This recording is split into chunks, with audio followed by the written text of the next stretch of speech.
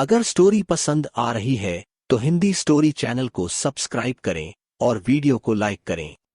Episode 208 को star कौन।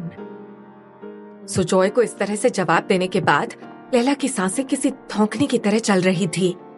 उसने जोश जोश में सुजॉय को काफी कुछ सुना दिया था, जबकि उसकी बातें सुनकर सुजॉय कुछ देर तक तो यूं ही खामोश बैठा रहा और फिर उसने धीरे से कहा, मैं तुम्हारा कंसर्न समझता हूँ लैला। मैं ये भी समझता हूँ कि तुम्हारे मेरी फिल्म में काम करने से मेरे और जेनी के बीच की कड़वाहट बढ़ सकती है, लेकिन मुझ पर यकीन रखो लैला, मैं अपनी जिम्मेदारियों से पीछा छुड़ाने वाला नहीं हूँ। मुझे अच्छे से पता है कि मुझे किसको क्या और कितना देना है। पता नहीं तुम मेरे बारे में ये जानती हो या नहीं, लेकिन मैं खुद में ऐसा हूं कि मैं खुद किसी का हक मारकर चैन से नहीं रह सकूंगा। और सबसे बड़ी बात, जेनी चाहे कुछ भी कह ले, लेकिन मैं आज तक इस बात पर पूरे तौर पर अग्री नहीं करता कि ये बच्चा मेरा है। ये सुनकर लैला ने चौंकते हुए उसका मुंह देखा। तब सुजॉय ने आगे कहा, हाँ तुमने बिल्कुल ठीक सुना है लैला। तब लैला ने कुछ हैरान होते हुए पूछा, फिर आपने जेनी से कुछ टेस्ट कराने के लिए क्यों नहीं कहा, जिससे कि ये पता चल सके? ये सवाल न जाने लैला के मन में कब से चल रहे थे।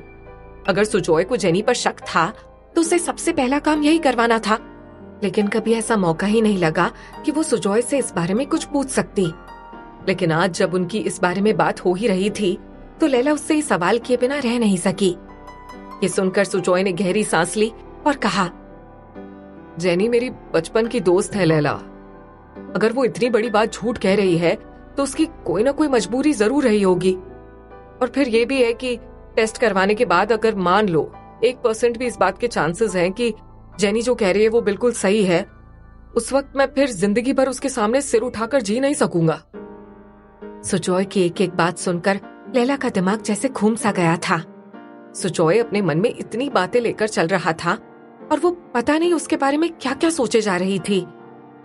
लैला को ऐसे खामोश बैठा हुआ देखकर सुजॉय ने आगे कहा, मैं शायद अपने मन की बातें किसी को बताने वाला नहीं था, लेकिन अब जब तुम्हारे मेरी फिल्म में काम न करने की यही वजह बन गई है तो मुझे मजबूरी में तुम्हें ये सारी बातें बतानी पड़ी। और वैसे भी मैं अपनी फिल्मों में काम करवाने के लिए तुम पर कोई जोर नहीं डाल रहा, बल्कि मेरी 3 फिल्मों में काम करने का तुमने ऑलरेडी कॉन्ट्रैक्ट साइन किया हुआ है, जिसमें से अब एक बाकी है। शायद अब तुम्हें फैसला लेने में आसानी हो। कहकर वो एक झटके में वहां से निकल गया। दरवाजा बंद होने की आवाज पर मारिया हाथ में कॉफी की ट्रे लिए कमरे में लगभग भागती हुई आई और सुजॉय को वहां मौजूद ना पाकर उसने एक ठंडी सांस भरते हुए कहा, हमेशा की तरह सुजॉय सर आज भी बगैर कॉफी पिए चले गए। ये सुनकर अब तक सुजॉय की कही बातों के बारे में सोचती लैला ने मुस्कुराकर कहा, हाँ लेकिन इस बार वो गुस्से में नहीं गए मारिया, बस ऐसे हालात पैदा करके गए हैं कि मुझे उनकी बात माननी ही माननी पड़ेगी। मारिया दोनों की इतनी लंबी बातचीत के बाद भी लैला को ऐसे मुस्कुराता हुआ देखकर कुछ रिलैक्स थी। उसने टोह लेने वाले अंदाज में पूछा, तो फिर क्या कहकर गए सुजॉय सर? लैला ने उठकर आसपास बिखरे स्क्रिप्ट के सारे पेजेस एक एक करके चुनते हुए कहा, जो कुछ भी कहकर गए वो तो बड़ी बातें हैं, लेकिन उनकी बात का जो निचोड़ है वो ये है कि मैं उनकी फिल्म कर रही हूँ। ये सुनकर जहाँ मारिया के चेहरे पर खुशी की झलक सी बिखर गई थी, वहीं फिर उसके हाथों में थमी पार्थो की स्क्रिप्ट पर नजर पड़ते ही उसने कुछ कंफ्यूज्ड अंदाज में पूछा, फिर पार्थो सर की फिल्म? मारिया का सवाल सुनते ही लैला ने एकदम से आखिरी पेज उठाते हुए कहा, मैं पार्थो सर की फिल्म भी करूंगी मारिया। ये सुनकर मारिया कुछ घबराते हुए बोली, लेकिन मैम एक साथ 3 फिल्में, आप श्योर हैं कि आप ये सब हैंडल कर लेंगी? तब लैला ने पूरे कॉन्फिडेंस के साथ कहा, हाँ मारिया, मुझे 3 फिल्में करनी है और मैं करूंगी, क्योंकि अब मेरी जिंदगी का एक ही मकसद है, सिर्फ और सिर्फ अपने काम पे कंसंट्रेट करना। क्योंकि मुझे अब अच्छे से पता चल चुका है कि अगर मैंने खुद को उस लेवल तक बिजी नहीं किया ना, तो मैं यूं ही कभी सुजॉय सर तो कभी जेनी की बातों में उलझी रहूंगी। मारिया ने उसकी बात सुनकर कुछ झुंझुलाते हुए कहा, लेकिन मैम एक दिन में 24 घंटे ही होते हैं, आप एक साथ 3 लोकेशन पर शूटिंग कैसे करेंगी? क्या होगा, कैसे होगा, मुझे ये सब कुछ नहीं पता मारिया, लेकिन मुझे यकीन है कि जहाँ पर सच्चे मन से किसी काम के लिए लोग लगन लगाते हैं ना, वहाँ उन्हें कामयाबी जरूर मिलती है। लैला का यकीन देखकर मारिया इम्प्रेस तो जरूर थी, लेकिन उसे इस बात की बेहद फिक्र सता रही थी कि लैला ये सब मैनेज कैसे करेगी। उसका जोश तारीफ के काबिल तो जरूर था, लेकिन मारिया ये अच्छे से विजुअलाइज कर रही थी कि वो जितना आसान इन चीजों को समझ रही है, वो सब इतना आसान नहीं होने वाला है। उसने मन ही मन में सोचा, अब तो ये वक्त ही बताएगा लैला मैम कि आने वाली मुश्किलों का आप कैसे सामना करती हैं। हाँ, इतना जरूर है कि मैं आपके लिए गॉड से खूब सारे प्रेयर्स करूंगी। सोचते हुए मारिया के होठों पर मुस्कुराहट सी बिखर गई थी। अगले दिन शूटिंग के दौरान लैला ने माया से कहा, वो एक्चुअली मुझे हफ्ते 10 दिन के लिए एक डिक्शन क्लास ज्वाइन करनी है, इसीलिए मैं इधर कुछ कम अवेलेबल हो पाऊंगी। ये सुनकर माया ने उसे घूरते हुए देखा। सिर्फ 1 महीने की तो बात है लैला, तुम इस फिल्म के बाद कर लेना।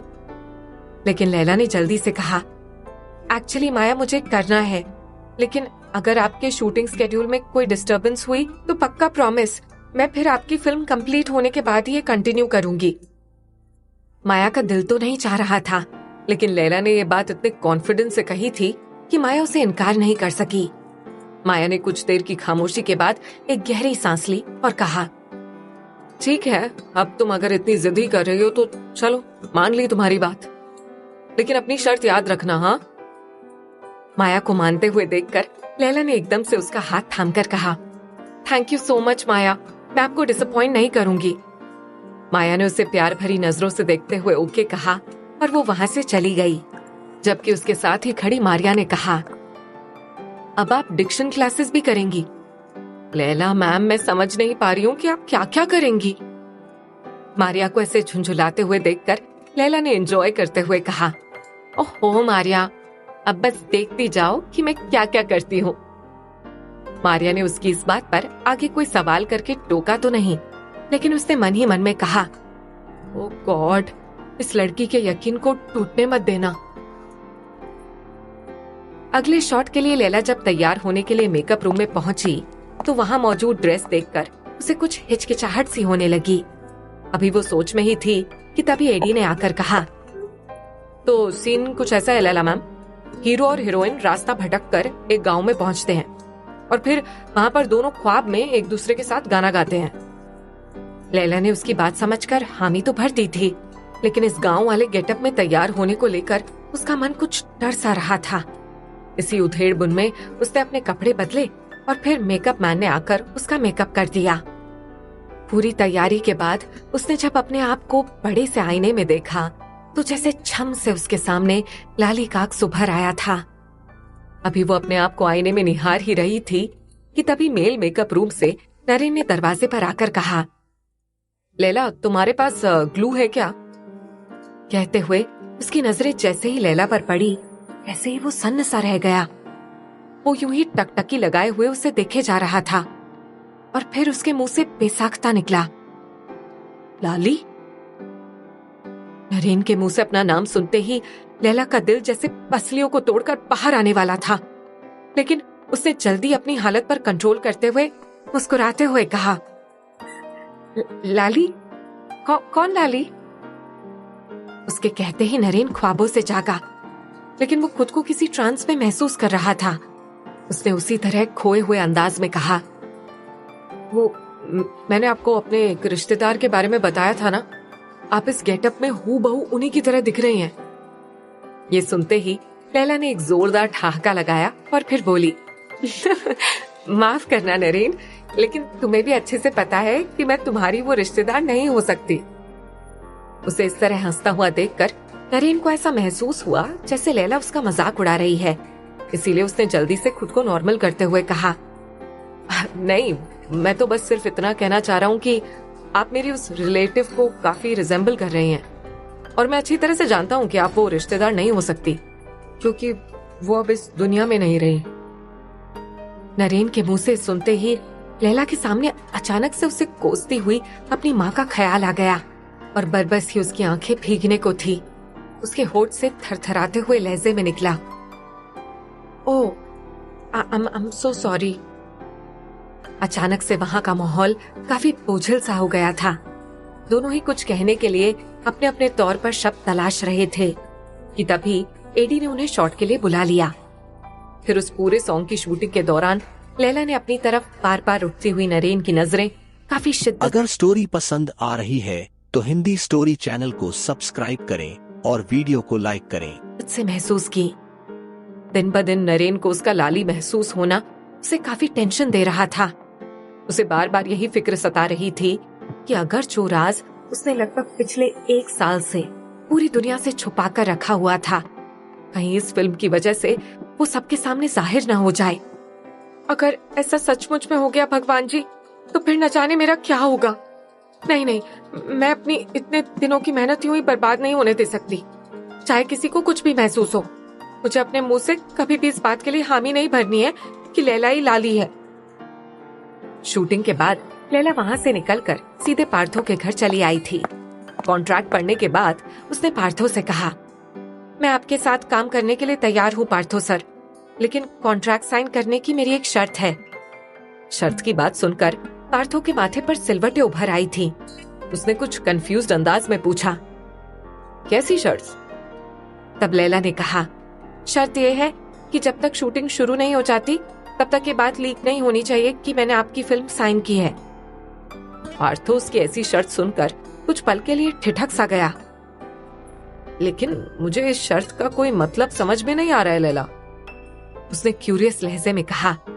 मगर लैला ने उसका सवाल अनसुना करते हुए कहा, मेरी मजबूरी है पार्थो सर कि मैं आपको अभी शर्त की वजह बता भी नहीं सकती हूँ। मुझे सिर्फ हफ्ते 10 दिन का वक्त चाहिए। मैं एक एक्सपेरिमेंट कर रही हूँ। हाँ, लेकिन अगर वो फेल हो गया तब शायद मैं आपकी शूटिंग के लिए अगले महीने ही अवेलेबल हो पाऊंगी। ये सुनकर पार्थो को झुंझुलाते हुए बोला, अरे तुम क्या कह रही हो? मुझे कुछ समझ में नहीं आ रहा है। सब कुछ तुम्हारे हिसाब से नहीं हो सकता है मिस लैला। तुम साफ साफ बताओ कि तुम ये फिल्म कर रही हो कि नहीं। पार्थो की बात सुनकर इस बार लैला का भी लहजा कुछ सख्त सा हो गया। सिंपल सी बात है पार्थो सर, आप मेरे साथ फिल्म करना चाहते हैं और मैं भी इसके लिए तैयार हूँ। बस मेरी 2 कंडीशंस हैं। अगर आप इसके साथ कंफर्टेबल हैं तो हम ये फिल्म साइन कर सकते हैं, नहीं तो फिर मैं आपसे माफी मांगना चाहूंगी। बात सिर्फ इतनी सी है कि आपसे पहले मेरे पास ऑलरेडी कई सारे प्रोजेक्ट्स हैं। तो अगर आप मेरी इन कंडीशंस के साथ राजी नहीं हैं, तो फिर आप किसी और एक्ट्रेस को ही साइन कर लीजिए। ये बात सुनते ही पार्थो जल्दी से बोल पड़ा, अरे अरे अरे मिस लैला, आप तो नाराज होने लगी। फिल्म तो हमें आपके साथ ही करनी है। अब चाहे 10 दिन बाद करें, 1 महीने के बाद करें, आप कॉन्ट्रैक्ट तो साइन कीजिए, बाकी की चीजें हम देख लेते हैं ना। कहकर वो बिल्कुल मस्खरों जैसे अंदाज में हंसने लगा था, जबकि मन ही मन उसने खुद से कहा, 4 फिल्में हिट क्या हो गई, दूसरी हीरोइनों की तरह इसका दिमाग भी 7वें आसमान पर पहुंच चुका है। अगर पिछली फिल्म की इतनी अच्छी कमाई नहीं हुई होती तो इसे 2 मिनट में इसकी औकात याद दिला देता। लेकिन दुधारू गाय की 2 लात भी सहनी पड़ती है। Thank you so much Partho sir. मुझे पता था कि आप मेरी प्रॉब्लम जरूर समझेंगे और मैं आपके साथ आपकी अगली फिल्म जरूर करूंगी। लाइए कॉन्ट्रैक्ट पेपर साइन करके ये पहली फॉर्मेलिटी पूरी कर ली जाए। उसने कहा तो पार्थो ने जल्दी से अपने पॉकेट से पेन निकालकर कॉन्ट्रैक्ट पेपर उसकी तरफ बढ़ाते हुए कहा, हाँ हाँ क्यों नहीं, नेक काम में देरी कैसी। लैला ने पार्थो के हाथ से पेन और पेपर ले लिया। वो भी साइन करने ही जा रही थी कि तभी उसके कानों में एक जानी पहचानी सी आवाज उभरी, फिल्म साइन करने से पहले अपने कोस्टार के बारे में नहीं जानना चाहोगी लैला? इस आवाज पर लैला ने चौंक कर अपनी नजरें उठाते हुए सामने देखा और फिर उसकी आंखों में हैरत के साथ साथ कुछ उलझन के भाव भी उतर आए। आने वाले शख्स को देखकर क्यों बदल गए लैला के भाव? पार्थो की फिल्म में आखिर लैला के कोस्टार के तौर पर काम करने के लिए कौन सामने खड़ा था? हिंदी स्टोरी चैनल को सब्सक्राइब करें।